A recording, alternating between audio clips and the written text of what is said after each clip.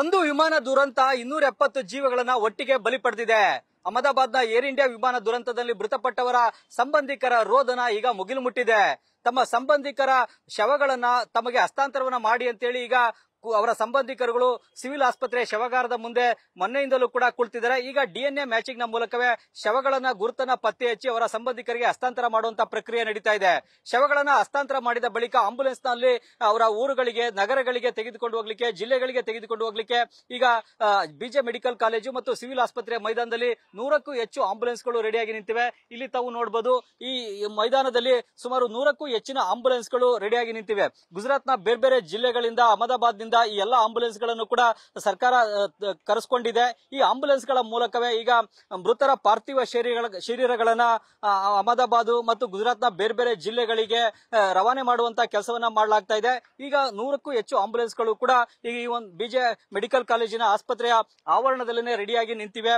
ಮುಖ್ಯವಾಗಿ ಈಗ ಶವಗಳನ್ನ ಮ್ಯಾಚ್ ಮಾಡುವಂತ ಪ್ರಕ್ರಿಯೆ ಮಾತ್ರ ನಡಿಬೇಕಾಗಿದೆ. ವೈಜ್ಞಾನಿಕವಾಗಿಯೇ ಶವಗಳ ಗುರುತನ್ನ ಪತ್ತೆ ಹಚ್ಚುವಂಥದ್ದು, ಡಿಎನ್ಎ ಸ್ಯಾಂಪಲ್ ಜೊತೆಗೆ ಮ್ಯಾಚ್ ಮಾಡುವಂತ ಪ್ರಕ್ರಿಯೆಯನ್ನು ಕೂಡ ನಡೆಸಲಾಗ್ತಾ ಇದೆ. ಇಲ್ಲಿ ನನ್ನ ಮುಂಭಾಗದಲ್ಲಾಗ್ಬೋದು, ಈ ಭಾಗದಲ್ಲಾಗ್ಬೋದು, ಎಲ್ಲಾ ಕಡೆನೂ ಕೂಡ ಆಂಬುಲೆನ್ಸ್ ಗಳು ನಿಂತಿವೆ. ಈ ಒಂದು ಆಂಬುಲೆನ್ಸ್ ಗಳ ಮೂಲಕವೇ ಈಗ ಪಾರ್ಥಿವ ಶರೀರಗಳನ್ನ ರವಾನೆ ಮಾಡುವಂತ ಪ್ರಕ್ರಿಯೆಯನ್ನು ಕೂಡ ನಡೆಸಲಾಗ್ತಾ ಇದೆ. ಇಲ್ಲಿರುವಂತಹ ಆಂಬುಲೆನ್ಸ್ ಡ್ರೈವರ್ಗಳಿಗೂ ಕೂಡ ಮಾತನಾಡೋಣ. आप बात कर सकते हैं जी? आपका नाम? विपिन पटेल जी, आनंद जिले से। आप आनंद जिले से इधर आया एम्बुलेंस लेके? 3 दिन से इधर है। 3 दिन से। अब इधर अभी तक कितना डेड बॉडीज को ट्रांसपोर्ट किया उनका घर तक? ओ आई नो, अभी नो इन्फॉर्मेशन। अभी आपको बॉडीज को ट्रांसपोर्ट करने के लिए आपका बुलाया इधर? इधर कितना एम्बुलेंस है अभी ये मैदान पे? Maximum 100 plus 150 plus 150 plus. Yes yes yes. Okay, तो आपका बॉडी का आइडेंटिफिकेशन होने के बाद आपको बुलाया था, आप बॉडीज को उनका घर तक पहुंचाए के लिए? आज बोला उसके लिए बुलाया, बॉडी उनके घर तक पहुंचाने के लिए बुलाया। Okay okay. अभी कितना दिन लगेगा ये बॉडी आइडेंटिफिकेशन क्या है? आप कब उनका बॉडी उनका घर तक पहुंच सकते हैं? वो मैनेजमेंट का है अपना, वो नहीं है। 100 प्लस एम्बुलेंस इधर खड़ा है। Yes yes yes. ओके, ಇದು ಆಂಬುಲೆನ್ಸ್ ಡ್ರೈವರ್ ಅವರ ಮಾತುಗಳು. ಮುಖ್ಯವಾಗಿ ಇಲ್ಲಿ 100ಕ್ಕೂ ಹೆಚ್ಚಿನ ಆಂಬುಲೆನ್ಸ್ ಗಳಿವೆ. ಇವರು ಆನಂದ್ ಜಿಲ್ಲೆಯಿಂದ ಬಂದಿದ್ದಾರೆ. ಇದೇ ರೀತಿ ಬೇರೆ ಬೇರೆ ಜಿಲ್ಲೆಯಿಂದಲೂ ಕೂಡ ಆಂಬುಲೆನ್ಸ್ ಗಳನ್ನ ಹೆಚ್ಚಿನ ಸಂಖ್ಯೆಯಲ್ಲಿ ಈಗ ಅಹಮದಾಬಾದ್ನ ಬಿಜೆ ಮೆಡಿಕಲ್ ಕಾಲೇಜು ಮತ್ತು ಸಿವಿಲ್ ಆಸ್ಪತ್ರೆಯ ಈ ಮೈದಾನಕ್ಕೆ ಕರೆಸಿಕೊಳ್ಳಲಾಗಿದೆ.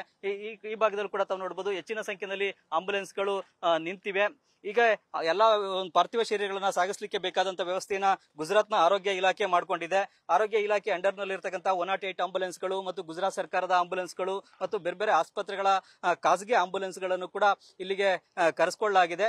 ಈಗ ಶವದ ಗುರುತು ಪತ್ತೆ ಹಚ್ಚುವಂತಹ ಸವಾಲಿನ ಕೆಲಸವನ್ನ ಬಿಜೆ ಮೆಡಿಕಲ್ ಕಾಲೇಜಿನ ಆಸ್ಪತ್ರೆ ವೈದ್ಯರು ನಡೆಸ್ತಾ ಇದ್ದಾರೆ. ಯಾಕೆಂತಂದ್ರೆ ಶವಗಳೆಲ್ಲವೂ ಕೂಡ ಸಂಪೂರ್ಣವಾಗಿ ಸುಟ್ಟು ಕರಕಲಾಗಿವೆ. ಮುಖದ ಗುರುತು ಸಿಗ್ತಾ ಇಲ್ಲ. ಅಟ್ಲೀಸ್ಟ್ ಬೇರೆ ರಸ್ತೆ ಅಪಘಾತದಲ್ಲಾದ್ರೆ ಜನರ ಮುಖದ ಗುರುತು ಸಿಗುತ್ತೆ, ಶವಗಳನ್ನ ಗುರುತಿಸಬಹುದು. ಆದ್ರೆ ಇದು ವಿಮಾನ ಅಪಘಾತ ಸಂಭವಿಸ್ತಾ ಇದ್ದಂತೆನೆ ವಿಮಾನದಲ್ಲಿದ್ದಂತಹ 1,25,000 ಲೀಟರ್ ಇಂಧನ ಕೂಡ ಒತ್ತಿ ಉರಿದಿದೆ. ಅದಕ್ಕೂ ಕೂಡ ಬೆಂಕಿ ಬಿತ್ತು, ಅದು ಕೂಡ ಒತ್ತಿ ಉರಿತು. ಇದರಿಂದಾಗಿ ವಿಮಾನದಲ್ಲಿದ್ದಂತಹ ಎಲ್ಲಾ 241 ಮಂದಿ ಪ್ರಯಾಣಿಕರು ಕೂಡ ಸುಟ್ಟು ಕರಕಲಾದ್ರು. ಬದುಕುಳಿದಂತ ಏಕೈಕ ಪ್ರಯಾಣಿಕ ಅಂದ್ರೆ ವಿಶ್ವಾಸ್ ಕುಮಾರ್ ರಮೇಶ್ ಅವರು ಮಾತ್ರನೇ. ಅವರು ವಿಮಾನದ ಎಮರ್ಜೆನ್ಸಿ ಡೋರ್ ಅನ್ನು ಓಪನ್ ಮಾಡಿಕೊಂಡು ಅದರ ಮೂಲಕ ಜಂಪ್ ಮಾಡಿ ಹೊರಗಡೆ ಬಂದು ತಮ್ಮ ಜೀವವನ್ನು ಉಳಿಸಿಕೊಳ್ಳುವಲ್ಲಿ ಯಶಸ್ವಿಯಾಗಿದ್ದಾರೆ. ಆದ್ರೆ ಅದೇ ರೀತಿಯಾದಂತಹ ಅದೃಷ್ಟ ಉಳಿದಂತಹ 241 ಮಂದಿ ಪ್ರಯಾಣಿಕರಿಗೆ, ಪೈಲಟ್ ಗಳಿಗೆ, ಕ್ಯಾಬಿನ್ ಕ್ರೂಗಳಿಗೆ ಇರಲಿಲ್ಲ. ದುರಾದೃಷ್ಟವಶಾತ್ 241 ಮಂದಿ ಈ ವಿಮಾನ ದುರಂತದಲ್ಲಿ ಪ್ರಾಣವನ್ನು ಕಳ್ಕೊಂಡಿದ್ದಾರೆ. ಭಾರತದಲ್ಲಿ ಕಳೆದ 15 ವರ್ಷಗಳಲ್ಲಿ ನಡೆದಂತಹ ಅತಿ ದೊಡ್ಡದಾದಂತಹ ವಿಮಾನ ದುರಂತ ಇದು. ಈಗ ಮೃತರ ಪಾರ್ಥಿವ ಶರೀರಗಳನ್ನ ಈ ಆಂಬುಲೆನ್ಸ್ ಗಳ ಮೂಲಕವೇ ಸಾಗಿಸುವಂತ ವ್ಯವಸ್ಥೆಯನ್ನ ಇಲ್ಲಿ ಗುಜರಾತ್ ಸರ್ಕಾರ ಮಾಡ್ಕೊಂಡಿರೋದನ್ನ ನೋಡಬಹುದು. ಸ್ಟ್ರೆಚರು, ಆಂಬುಲೆನ್ಸ್ ಎಲ್ಲವನ್ನು ಕೂಡ ಇಲ್ಲಿ ಸಿದ್ಧಪಡಿಸಿ ಇಟ್ಕೊಳ್ಳಲಾಗಿದೆ. ಪಾರ್ಥಿವ ಶರೀರಗಳ ಗುರುತನ್ನು ಆದಷ್ಟು ಬೇಗ ಪತ್ತೆ ಹಚ್ಚಬೇಕು ಮತ್ತು ನಮಗೆ ಹಸ್ತಾಂತರ ಮಾಡಬೇಕು ಅಂತೇಳಿ ಅವರ ಸಂಬಂಧಿಕರು ಕೂಡ ಕೇಳ್ತಾ ಇದ್ದಾರೆ. ಹಾಗಾಗಿ ಈಗ ಈ ಒಂದು ಆಂಬುಲೆನ್ಸ್ ಗಳಲ್ಲಿ ಪಾರ್ಥಿವ ಶರೀರವನ್ನ ಸಾಗಿಸಲಿಕ್ಕೆ ಎಲ್ಲಾ ಸಿದ್ಧತೆಗಳನ್ನು ಕೂಡ ಗುಜರಾತ್ ಸರ್ಕಾರ ಮಾಡಿಕೊಂಡಿದೆ. ಕ್ಯಾಮರಾಮನ್ ಅವಿರಾಜ್ ಜೊತೆ Chandramohan, news first, Ahmedabad. News first ನಿರ್ಭೀತಿಯಿಂದ ನಿಮ್ಮ ಪರವಾಗಿ.